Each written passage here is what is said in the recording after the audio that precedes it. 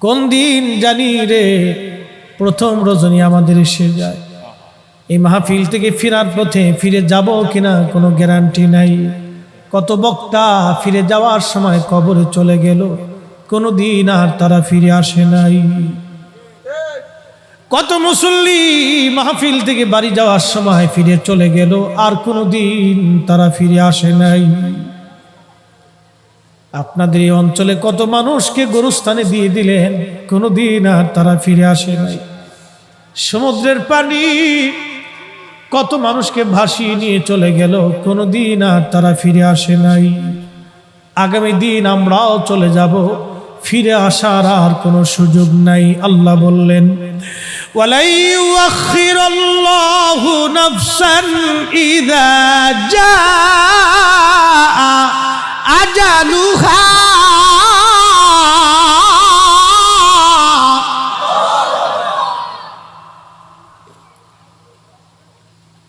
আল্লাহ ডেকে বলেন, বান্দারে হায়াত শেষ হয়ে গেলে দুনিয়াতে এক সেকেন্ড থাকার মতো আর সুযোগ তোমার নাই।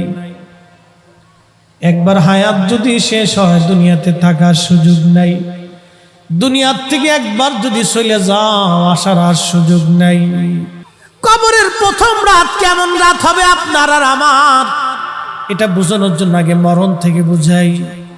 ও বাঁশখালীর মুসলমান, খুবই মনোযোগ দেন মা বোনেরা। ও মা, আপনি যে সুন্দর পোশাক পরে সেজে গুজে গহনা পাতি দিয়ে আপনাকে নিয়ে আসা হলো শ্বশুর বাড়ি। মারে, আপনার ঘরের মধ্যে একটা বৃদ্ধ মা আছে, শাশুড়ি। মনে ব্যথা দিবেন না, এই বৃদ্ধ লোকটা আপনার কাছে তেমন কিছুই চায় না, একটু সহানুভূতি চায়। বিনিময়ে আপনার স্বামীর জন্য সে 40টা বছর পরিশ্রম করেছে। ও বোন, আপনাকে বলছি, এই বৃদ্ধ মাটাকে আপনি ব্যথা দিবেন না। এই বৃদ্ধ মাটা আপনার স্বামীর পিছনে 40 বছর পরিশ্রম করেছে। পেটে ধারণ থেকে শুরু করে ওকে মানুষ পর্যন্ত বানাইতে একটা মায়ের হাড় ভাঙ্গনি খাটুনি খেটে বৃদ্ধ হয়ে গেছে আজ। সে কিছুই চায় না রে বোন, আপনার কাছে মাত্র একটু সহানুভূতি আর ভালোবাসা চায়। মনে ব্যথা দিয়েন না, ওনাকে ব্যথা দিলে মালিক বেজার হয়ে যাবে। মালিক, ও বোন, আজকে আপনি আসছেন এই দুনিয়াতে, এই বাড়িতে। আগামী দিন এই বাড়ি থেকে আপনাকে নিয়ে যাওয়া হবে সাদা পোশাকে। আপনার দামি দামি গহনাগুলি রেখে যাওয়া হবে। বাংলাদেশে একজন ধনী মারা গেল করোনায়। আহা, করোনার সময় মানুষ চেনা গেছে। একজন ধনী করোনার সময় মারা গেল। এই ধনী যখন করোনায় মারা গেল, মারা যাওয়ার সময় সে কয়েক হাজার কোটি টাকার সম্পদ রেখে গেছে। 1 টাকা 2 টাকা না, কয়েক হাজার কোটি টাকা। একজন ধনী মারা গেল 80,000 কোটি টাকা রেখে। 80,000 কোটি টাকা। এখানে সবাই কেউ যদি বান্ডিল ধরে মাথায় বাঁধতে বস্তায় দেওয়া হয়, তারপরে মাথায় করে নিতে পারবেন না। 80,000 কোটি টাকা রেখে কবরে চলে গেল একজন ধনী। এরকম হাজার হাজার ধনীরা কোটি কোটি কোটি কোটি টাকা রেখে কবরে চলে গেল। করোনার সময় কবরে তারে নিয়ে যাওয়া হলো। ছেলেরা ওই যে সংস্থাদেরকে ফোন দিয়ে বলল, আপনারা আমার বাবার সৎ কাজ করে দেন, করোনা হয়েছে, আমরা কাছে যেতে পারবো না। স্ত্রী গেল না, ছেলে গেল না, বেটার বউ গেল না, নাতিরা কাছে গেল না। তার মানে তার জীবনটাই 16 আনা বৃথা হয়ে গেল। তার জীবনের 4 পয়সাও কোনো দাম নাই। কথা কন ঠিক কিনা? এই মরণের যন্ত্রণাটা কেমন ভয়াবহ, আপনাকে এই মরণের যন্ত্রণাটা বুঝাই। তারপরে কবরের প্রথম রাতের দিকে ফিরে যাচ্ছি, খুব মনোযোগ দিয়েন। এই কবরের মৃত্যুর যন্ত্রণা কেমন ভয়াবহ হবে তার একটা বাস্তব নিদর্শন আমি নবীর জবান থেকে শোনাই।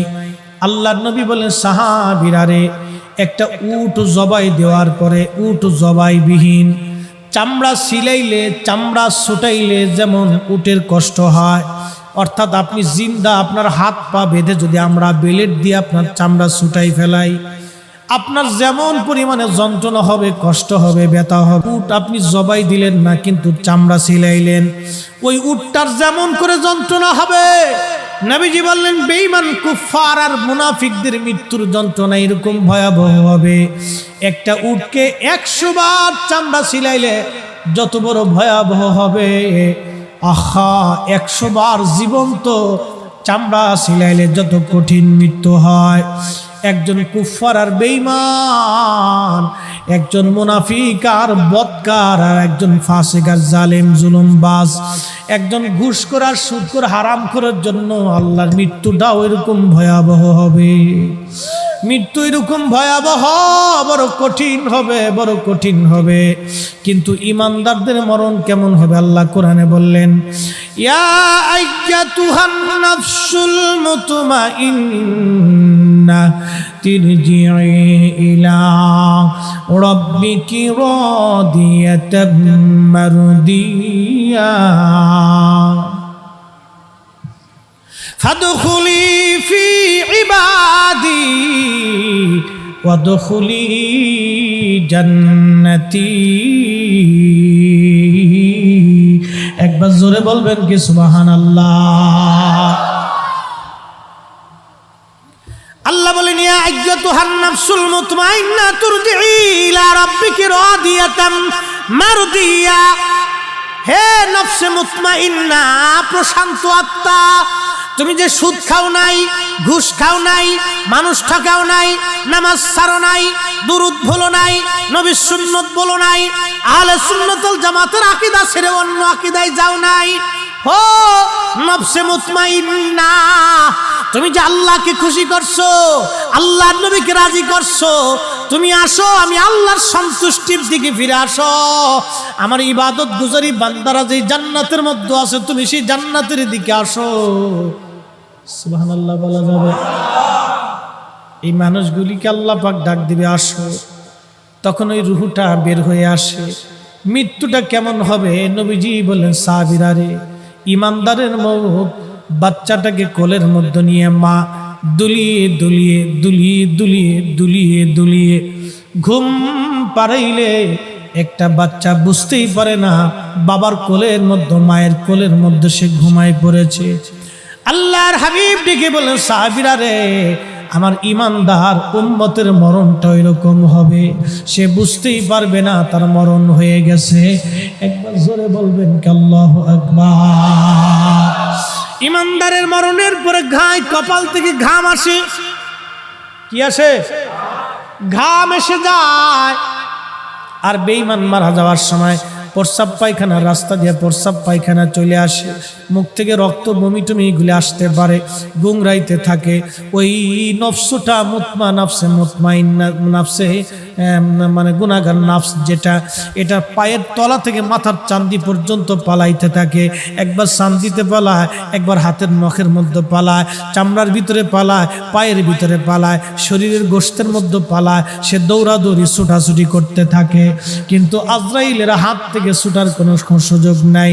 আল্লাহ বললেন, সুম্মা তুরাদ্দুনা ইলা আলিমিল গায়বি ওয়াশ শাহাদাত।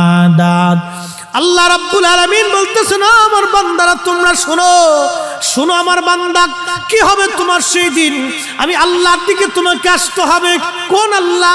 ইলা আলিমিল গায়ব, সেই আল্লাহ যিনি গায়েবের খবর জানেন, ওয়াস শাহাদাত, প্রকাশ্যটাও জানেন, গোপনেরটাও জানেন, গোপনেও জানেন, গোপনেও জানেন, গোপনেও জানেন, গোপনেও জানেন।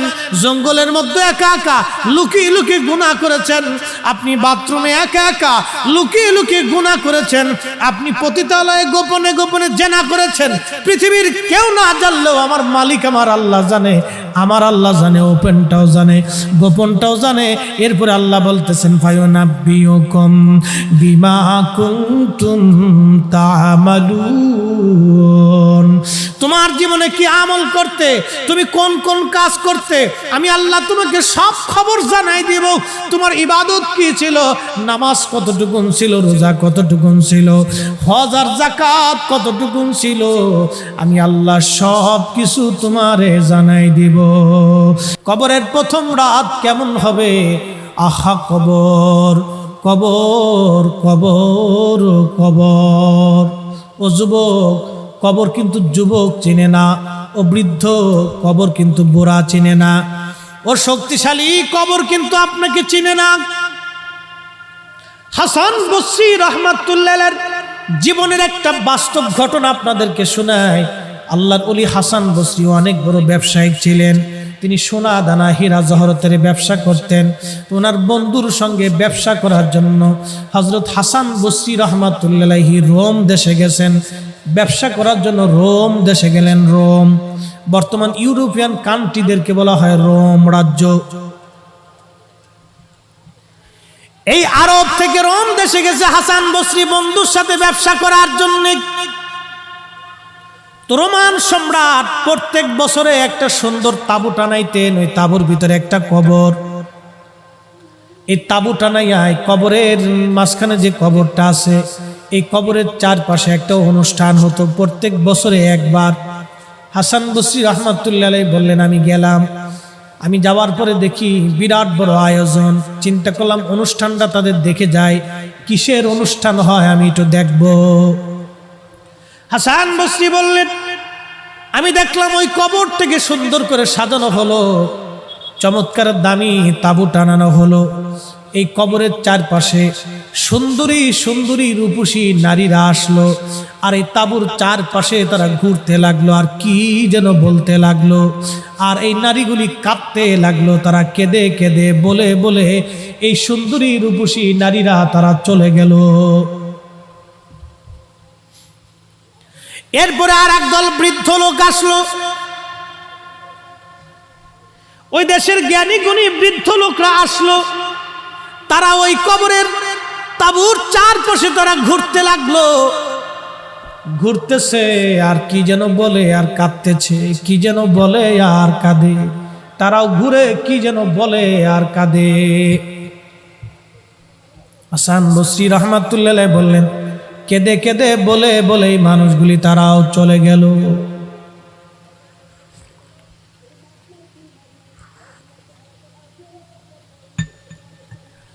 এই বৃদ্ধ জ্ঞানীরাও চলে গেল। এরপরে বিরাট বড় সেনা দল আসলো। অস্ত্র শস্ত্রে সজ্জিত হয়ে এই সেনা বাহিনীর লোকেরা চারপাশে ঘুরতে লাগলো। ওরাও কি যেন বলল আর কাঁদতে লাগলো। এরপরে ওরাও তাঁবুর চারপাশে ঘুরে ঘুরে চলে গেল। এরপরে রাজা আর রানী দুইজনে আসলো। তারাও তাঁবুর চারপাশ দিয়ে ঘুরতে লাগলো আর কাঁদতে লাগলো আর কি জন্য বলে বলে তারাও চলে গেল। হাসান বসরি বন্ধুকে ডেকে বলেন, বন্ধু তুমি তো তাদের ভাষা জানো, আজকে এই ঘটনার ব্যাখ্যাটা দয়া করে আমাকে বলবানি রে বন্ধু। বন্ধু বলল, হ্যাঁ হাসান তোমাকে বলতেছি শোনো। হযরতে হাসানকে বন্ধু ডাক দিয়ে বলতেছেন, বন্ধুরে শোনো, যেই কবরটা দেখতেছে এই কবরটা হলো এই দেশের রাজার সন্তান, বড় সন্তানের কবর। এই ছেলেটা মারা গেছে। ছেলের কবরের উপরে প্রত্যেক বছরে রাজা তাঁবু টানায় একটা অনুষ্ঠান করে, কবরটাকে সুন্দর করে সাজায়। সাজাইয়া এই তাঁবুটাকে টানাইয়া খুব সুন্দর করে তারা একটা অনুষ্ঠান করে। অনুষ্ঠান করে ছেলেটাকে কবরের চারপাশ দিয়ে সর্বপ্রথম যে সুন্দরী সুন্দরী নারী দেখছো রে হাসান, এই নারীগুলি হলো এই রোম রাজ্যের সবচেয়ে সুন্দরী রূপসী নারী। এরা সেই কবরের চারপাশ দিয়ে ঘুরল আর বলল, ও যুবরাজ, যদি আমাদের যৌবন দিয়া সৌন্দর্য দিয়া যদি তোমাকে বাঁচানো যাইতো যুবরাজ, তাহলে আমরা রোম রাজ্যের সমস্ত সুন্দরীরা আমাদের যৌবন দিয়া আর সৌন্দর্য দিয়া তোমাকে বাঁচায় রাখতাম। কিন্তু তোমাকে এমন একজন মালিক নিয়ে চলে গেছে যার কাছে এই রূপ আর যৌবনের কোনো মূল্য নাই। কথা বলেন ঠিক কিনা?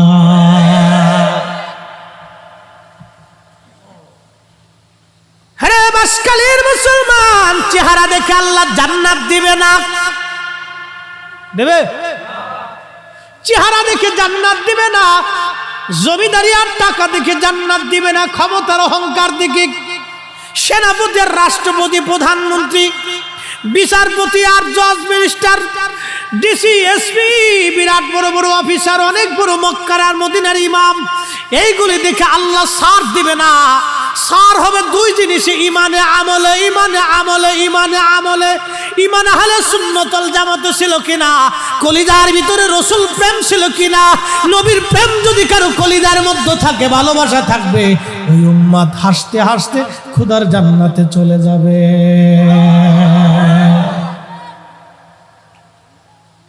সুন্দরীরা কেঁদে কেঁদে চলে গেল। এরপরে হাসান বসরি বললেন, বন্ধু তারপরে ওই যে বৃদ্ধ জ্বালা তারা কারা?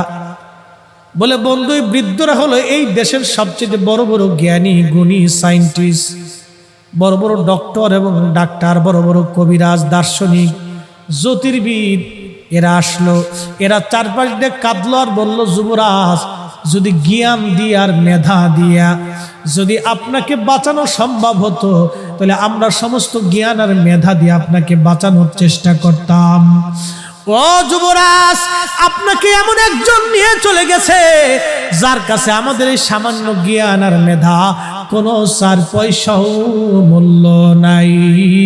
একবার জোরে বলবেন কি আল্লাহু আকবার।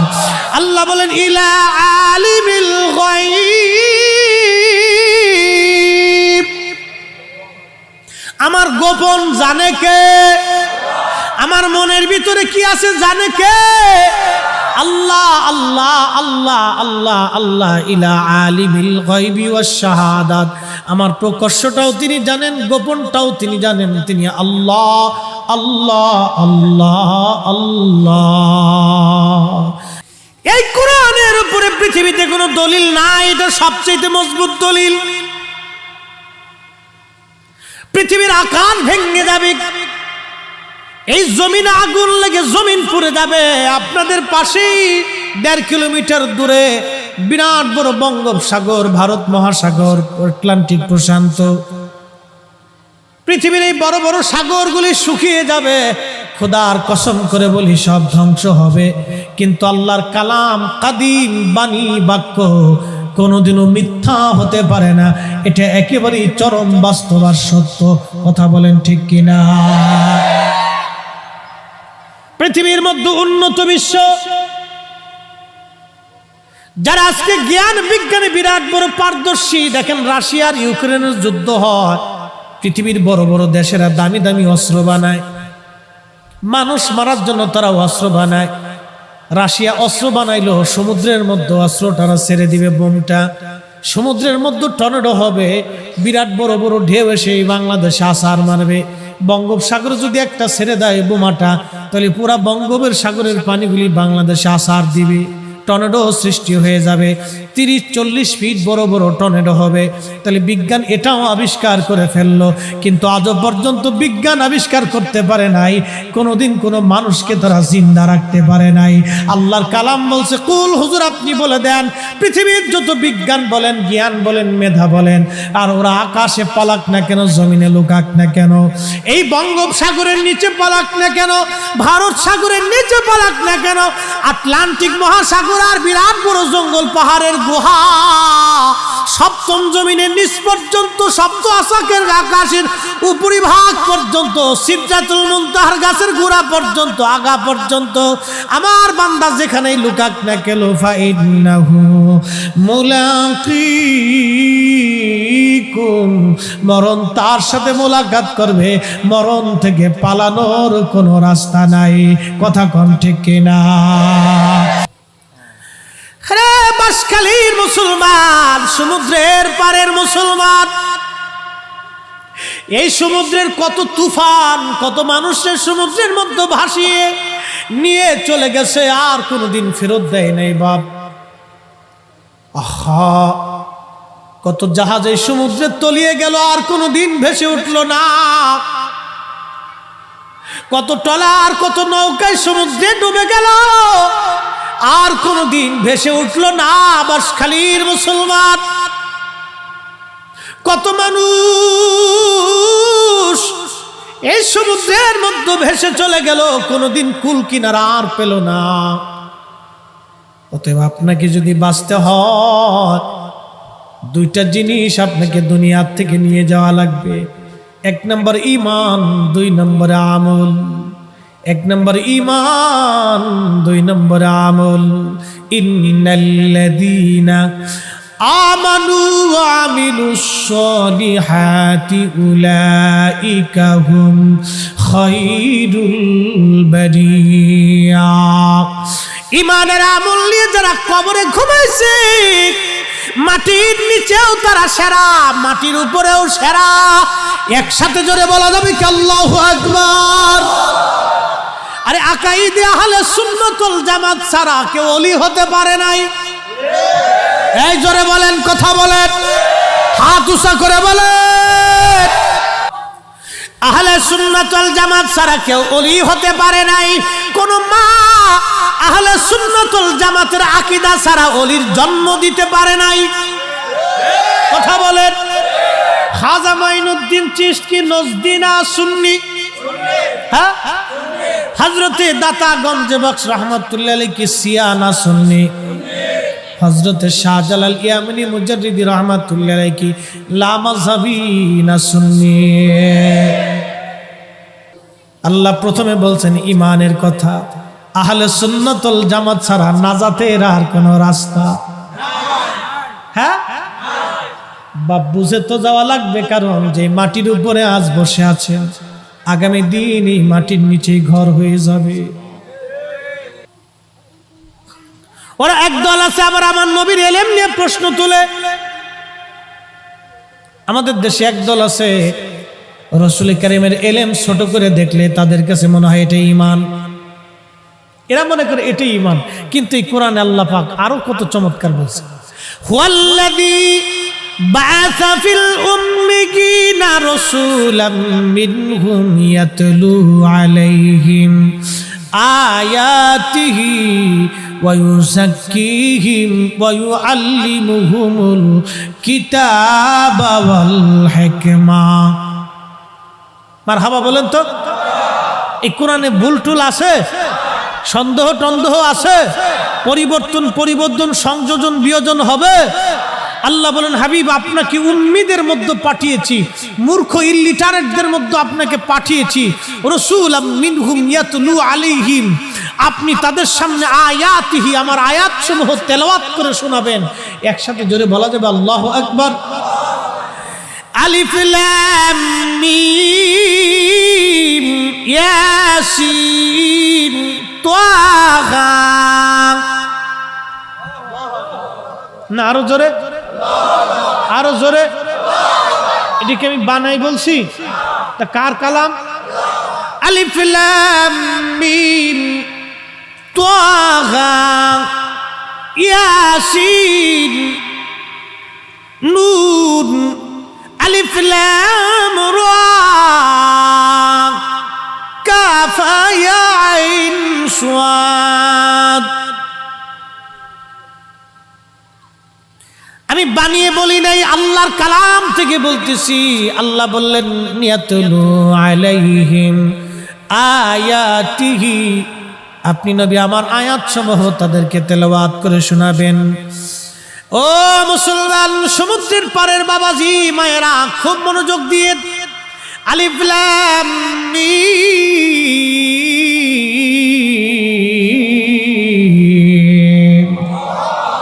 এর অর্থ কি আজ পর্যন্ত কেউ জানে? বলেন, কেউ জানে? সাহাবীদেরকে বললো, সাহাবীরা জানো? বলেন আল্লাহু ওয়া রাসূলুহু আলাম।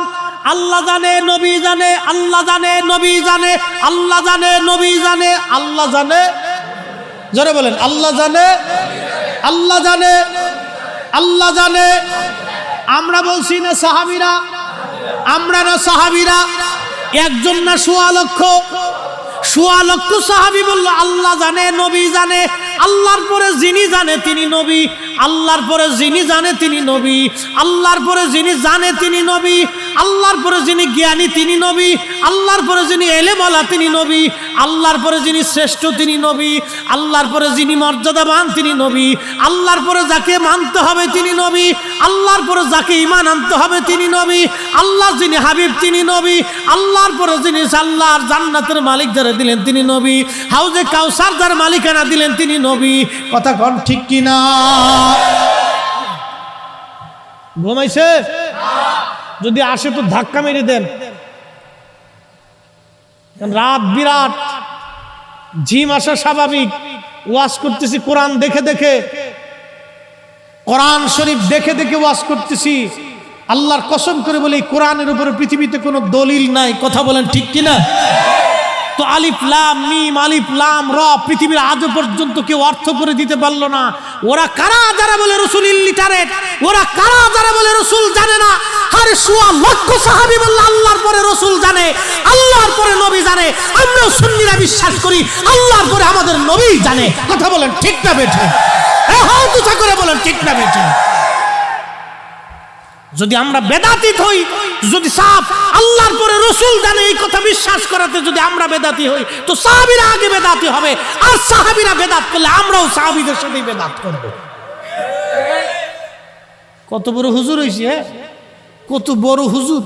সাহাবীর জুতা এক পাল্লায় দিলে সারা দুনিয়ার হুজুর আর এক পাল্লায় দিলে এক সাহাবীর জুতার ওজনের সমান হবে না। কথা কন না কেন? কথা বলেন বলেন। আবু বকরের জুতা এক পাল্লায় দিলে সমস্ত আমরা আর এক পাল্লায় দিলে জুতার ওজনের সমান হবে? আর সেই আবু বকর বলছে আল্লাহ রাসূলুহু আলাম, আল্লাহ জানে নবী জানে, আল্লাহ জানে নবী জানে। একসাথে জোরে বলা যাবে না আল্লাহু আকবার? কে জানে? জোরে কোন আল্লাহ জানে, আল্লাহ জানে। আল্লাহ বলতেছেন হুজুর আমি আপনাকে পাঠাইছি, পাঠানোর কারণই হলো আপনি তাদেরকে জানাবেন, ওয়ায়ুযাক্কিহিম, তাদেরকে পবিত্র বানাবেন। একসাথে বলবেন মারহাবা। এটা কি? একটা কোম্পানি এটাকে রিফাইন করছে। কথা ঠিক কি না? 1 বছর 2 বছর রাখার পরে পানিটা কি পানির জায়গায় থাকবে? এটা রং নষ্ট হবে, গন্ধ হয়ে যাবে, এটার ভিতরে ভেজাল ঢুকবে, পোকামাকড় তৈরি হতে পারে। কিন্তু জমজমের পানি 50,000 বছর যদি বোতলের মধ্যে রেখে দেন, ও 50,000 বছর আগে যেমন 50,000 বছর পরেই ঠিক তেমনই থাকবে। কারণ এই পানি রিফাইন করছে কে? সরাসরি একটা কুয়া দিয়ে, জমজম দিয়ে আল্লাহ পাঠাই দিয়েছে। অন্য কোনো কুয়া এই পানি পাবেন না। বাংলাদেশে টিউবওয়েল গেড়ে যদি কোন এটা জমজমের পানি, কাজ হবে? আপনাদের পাশে সমুদ্র, এই সমুদ্রের কিনারে যদি টিউবওয়েল গাড়ি দিয়ে এখন এটা জমজমের পানি, কাজ হবে? হবে? আরে আল্লাহ পাক তার রাসূলকে দুনিয়াতে রিফাইন কর্ণে ওয়ালা করে পাঠিয়েছেন। তিনি উম্মতকে রিফাইন কর্ণে ওয়ালা, ওয়ায়ুযাক্কিহিম ওয়ায়ুযাক্কিহিম। আমার এই নবী উম্মতকে রিফাইন করার জন্য আসবে। সর্বপ্রথম আমার এই নবী কুফরির অপবিত্রতা থেকে আমার এই নবী উম্মতকে বাঁচাবে। এরপরে গুনাহের অপবিত্রতা থেকে বাঁচাবে। আমার এই নবী উম্মতকে গুনাহমুক্ত করার জন্য, উম্মতকে পাপ মুক্ত করার জন্য, উম্মতকে এই কালেমা থেকে মুক্ত করার জন্য, উম্মতকে এই পচা আবর্জনা থেকে বের করে জান্নাতি বানানোর জন্য আমার নবীকে আল্লাহ দুনিয়াতে পাঠিয়েছেন। নবী রিফাইন কর্ণে ওয়ালা। এই জন্য আমরা বলি নবী পাক, নবী পাক। আমাদের দেশে একদল আছে বুকে হাত বেঁধে নামাজ পড়ে, ওরা বলে নবীকে পাক বলা যাবে না, এটা শিরিক হয়ে যাবে। ওরা শিরিকের মাসালা খোঁজে। আর আল্লাহর কোরআন বলে নবী পাক, নবীকে পাঠিয়েছি উম্মতকে পাক বানানোর জন্য। একসাথে বলবেন আল্লাহু আকবার। বোঝা যাচ্ছে? বোঝা যাচ্ছে? এখানে শেষ নেই। এরপরে আল্লাহ বলে ওয়ায়ুআল্লিমুহুমুল কিতাবা ওয়াল হিকমা। ও নবীজি, ওয়ায়ুআল্লিমুহুমুল কিতাব, আপনি তাদেরকে কিতাব শিখাবেন। সুবহানাল্লাহ। কি বলেন? আচ্ছা, আমার নবী কিতাব শিখলো কোন মাদ্রাসায়? ওয়াল হিকমা, তাদেরকে বিজ্ঞান আপনি শিখাবেন, জ্ঞান শিখাবেন। আমার নবী জ্ঞান শিখলো কোন মাদ্রাসায়, কোন কলেজে, কোন ভার্সিটিতে? একটাই ভার্সিটির নাম হেরা পর্বত। এই ভার্সিটির যিনি অধ্যক্ষ তিনি একমাত্র আল্লাহ, আর ছাত্র একমাত্র আমার নবী। কথা কোন ঠিক কিনা? শিক্ষক একজন, ছাত্র কয়জন? যারা বলেন শিক্ষক কয়জন? কে? ছাত্র কয়জন? কে? সরাসরি সরাসরি সরাসরি। কি কথা কর না কেন? এই জন্য আল্লাহ বলেন হুজুর আপনি উম্মতকে শিখাবেন। ওয়া ইন কানু মিন ক্বাবলু লাফি দালালিন মুবিন। এই জন্য তাদেরকে শেখাবেন, তারা গুমরাহির মধ্যে ছিল, ভ্রষ্টতার মধ্যে ছিল, তারা মূর্খতার মধ্যে সয়লাভ হয়ে গিয়েছিল। নবীজি আপনি তাদেরকে জ্ঞানে এলেম তাদেরকে শিখাবেন, এই কিতাব আপনি শিখাবেন। ও বাপ খুব মনোযোগ দিয়েন। এই কিতাব শিখাইতে শিখাইতে শিখাইতে চলে গেলেন নবী। এই কিতাব, এই নবীজির হাদিস, নবীজির এলেম, যে আমাদের উম্মতের, আমার নবীর উম্মতের মধ্যে একজন উম্মত এলেম শিক্ষা দিলেন মুসলমানদেরকে। তার নাম ইমাম বুখারী রাহমাতুল্লাহি আলাইহি। আল্লাহ আল্লাহ, নবীর হাদিসের, নবীর এলেমের খেদমত করার জন্যে, নবীর এলেমের খেদমত করার জন্যে ইমাম বুখারী কবরে তারে রাখা হলো। 16 বছর পর্যন্ত তার কবরের ভিতর থেকে আমার আল্লাহ জান্নাতের ঘিরান বের করেছে। চিৎকার মেরে বলেন আল্লাহু আকবার। কত বছর, কত বছর, কত বছর! ইমাম বুখারীর রওজা থেকে 16 বছর জান্নাতের ঘিরান এসেছে, বেহেশতের ঘিরান এসেছে। তার কবরের মাটি পর্যন্ত সুঘ্রাণময় হয়েছে। 16 বছর পর্যন্ত মানুষ খালি মাটি নিচে নিচে নিচে। আরে আমার রসুলের এলেমের খেদমতের জন্য যদি একজন বুখারীর কবর যদি বেহেশতের ঘিরান হতে পারে, আরে রাহমাতুল আলামিন গোলামের গোলামের গোলামের হালত যদি এটা হয়, তো হুজুর কারীম সাল্লাল্লাহু আলাইহি সাল্লাম ওয়াইজাক্কিহিম, উম্মতকে পবিত্র বানানোর জন্য আসে। উনি পাক, উনার মাথা থেকে পা পর্যন্ত পাক। উনার না ছিল গুনাহ, না ছিল দোষ, না ছিল ত্রুটি। যারা বলবে রসুলের ভুল হতো, নবী ভুলে যাইতেন, নবীর গুনাহ ছিল, খাতা ছিল, ওরাই হলো বর্তমান জমানার দাজ্জাল, দাজ্জাল, দাজ্জাল। কথা বলেন ঠিক না বেঠিক? হাজার বছর ওদের পিছনে ইক্তেদা করলেও নামাজ হবে? ওদের পিছনে নামাজ পড়া শয়তানের পিছনে নামাজ পড়ার সমান। তাহলে ঈমান নিয়ে কবরে যাওয়া লাগবে। ঈমান ছাড়া গেলে কোনো রাস্তা হবে? কবর প্রথম রাত বলছিলাম, আহা কত কঠিন হবে কবর সেই প্রথম রাতটা। বলবো কবরের প্রথম রাতের আলোচনাটা মাত্র 15টা মিনিট সময় আমাকে দিবেন ইনশাআল্লাহ। একসাথে জোরে বলি তো আল্লাহু আকবার। একটু জবান খুলে দরুদ শরীফ পড়ি। আল্লাহুম্মা সাল্লি আলা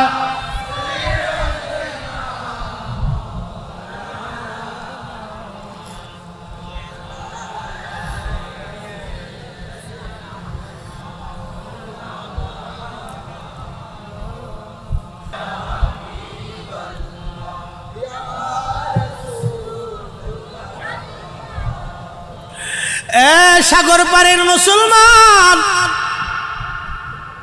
ওই কবর প্রথম রজনী কত ভয়াবহ হবে আমি একটা ছোট্ট উপস্থাপন করি। আহা দুনিয়াটা বড় কঠিন জায়গা বাপ, বড় কঠিন।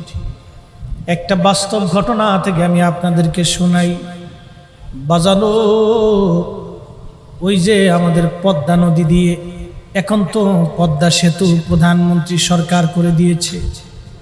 ওই নদী পার হয়ে যাওয়ার সময় কত নৌকা ডুবে মানুষ মারা গেল, কত মানুষ ওই নদীর মধ্যে ডুবে ডুবে মারা গেল, কত মা সন্তান হারাইল, কত সন্তান মা বাবা হারাইল, কত সন্তানের কোলের মধ্যে বাবা মা হারিয়ে গেল, বাবা মার কোল থেকে সন্তান হারিয়ে গেল। এই কবর কত ভয়াবহ হবে তার একটা বাস্তব চিত্র আমি আপনাদের সামনে শোনাই। বাবা মুসলমান খুব মনোযোগ দিয়েন, মা বোনেরা সহ। ওই পদ্মা নদীর মধ্যে লঞ্চ ডুবে গেল, কয়েকশো মানুষ পানির মধ্যে ভেসে গেল। পদ্মা নদীর পানিগুলি বড় ঘোলা হয় এবং বর্ষাকালে খুব ঘন হয়। লঞ্চটা যখন ডুবে চলে গেল, কত মানুষ মারা গেল, কিছু মানুষ সাঁতরি উপরে আসছে। সাংবাদিক একজন মধ্য বয়স্ক 40 বছর এক লোককে জিজ্ঞেস করলো, আমার বয়সী হবে। লোকটা একবার হুশ আসে, আরেকবার বেহুশ হয়ে যায়, আর শুধু হুশ আসার পরে চিৎকার মেরে কেঁদে বলে, আহা আমি জীবনের সব হারাইছি, আমার কিছুই নাই, আমি একা হয়ে গেছি, আমার কিছুই নাই, আমি সব হারিয়েছি, আমার কেউ নাই। সাংবাদিক জিজ্ঞেস করলো, ভাই কে কে মারা গেছে, বলবেন কি? তখন ওই লোকটা ডাক দিয়ে বলে, সাংবাদিক আমার স্ত্রী ছিল, আমার 2টা সন্তান, একটা ছেলে আর একটা মেয়ে। চাকরিতে জয়েন করার জন্য আমরা ছুটি কাটিয়ে ঈদের বাজার, ঈদের সময় লঞ্চটা ডুবেছিল, ছুটি কাটিয়ে আমরা পরিবার সহ ঢাকায় ফিরতেছিলাম। সাংবাদিক ঢাকায় যখন ফিরতেছিলাম, এই তুফানে লঞ্চটা সাগরের নদীর মধ্যে, পদ্মা নদীর মধ্যে ডুবে গেল। আমি জানালার পাশে বসা ছিলাম, আমার কোলের মধ্যে আমার ছোট্ট মেয়েটাকে কোলে নিয়ে বসে আছি, আমার স্ত্রী আমার ছেলেটাকে কোলের মধ্যে নিয়ে বসে আছে। স্বামী স্ত্রী দুইজন পাশাপাশি, আমি জানালার পাশে বসে আছি। লঞ্চটা কাত হয়ে যখন ডুবে গেল, আমি জানালা ধরে ফেললাম। আমার স্ত্রী ঘোলা পানির মধ্যে হারিয়ে গেল, কোথায় গেল আমি আর বলতে পারলাম না। আমার মেয়েটা কোলের মধ্যে ধরে রাখছিলাম। সাংবাদিক শোনো গো, এই বাচ্চাটাকে যখন আমি আমার কোলের মধ্যে ধরে রাখছি, একটা হাত দিয়ে জানালা ধরলাম, বের হইতে আমি পারি না, কারণ প্রচন্ড তুফানে খরস্রোতা নদী পদ্মা, তারপরে লঞ্চের মধ্যে ঘোলা পানি, আমি এক হাত দিয়ে বের হওয়ার মতো শক্তি আমার হাতে নাই। চেষ্টা করলাম কিন্তু পারলাম না। তখন আমার জীবনের সাথে, আমার হৃদয়ের সাথে, আমার বিবেকের সাথে আমার যুদ্ধ লেগে গেল। আমি চিন্তা করলাম, আহা, আমি যদি এখন ছেলেটাকে মেয়েটাকে ছেড়ে দেই তাহলে আমি বেঁচে যাব, আর মেয়েটাকে যদি বুকের মধ্যে জড়িয়ে ধরে রাখি আমিও মারা যাব, মেয়েটাও মারা যাবে। কিন্তু আমি আমার কলিজার টুকরা মেয়েটাকে বুকের মধ্যে জড়িয়ে ধরে রাখছি। সাংবাদিক, আমি ওই নিজের বিবেকের সঙ্গে লড়াই করতে লাগলাম। একটা পর্যায়ে লড়াই করে করে আমি ক্লান্ত হয়ে, আমি ব্যর্থ হয়ে গেলাম, আমি পরাজিত হলাম। সাংবাদিক, আমি আমার মেয়েটাকে, ছোট্ট কলিজার টুকরা সন্তানটাকে পদ্মা নদীর মধ্যে, লঞ্চের মধ্যে ছেড়ে দিল।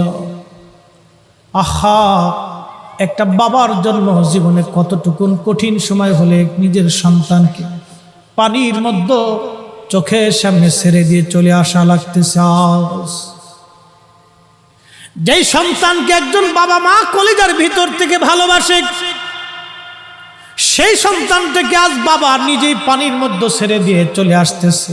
কত কঠিন জীবন, জীবনে কত বড় কঠিন বুঝেন তো।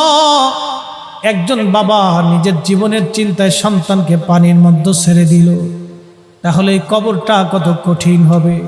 হাসান বসরি বলতেছে, বন্ধু তারপরে ওই যে ঘটনাটা বলো তো।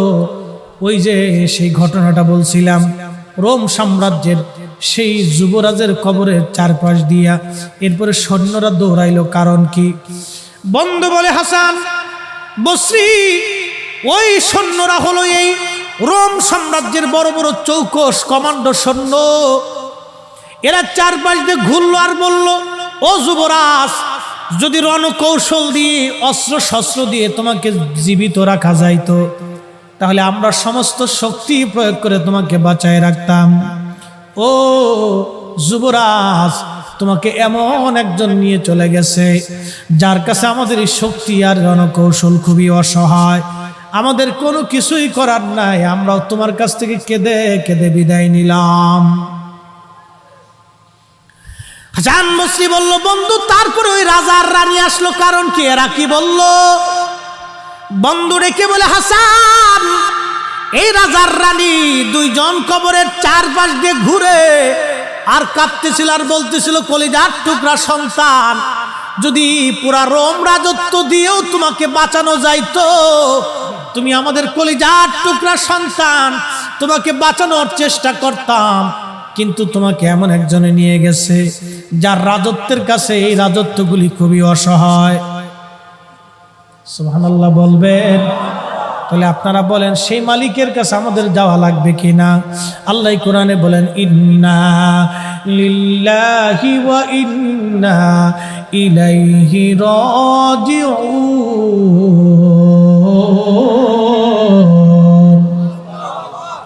আল্লাহ ডেকে বলেন, ইন্না লিল্লাহি, নিশ্চয় আমরা কার জন্য? না একসাথে বলেন, কার? আমরা আল্লাহর জন্য ফিরে যাব। কার কাছে? আল্লাহর কাছে ফিরে যাব। আমরা কি নিয়ে যাব? দুইটা জিনিস নিয়ে যাওয়া লাগবে, একটা ঈমান।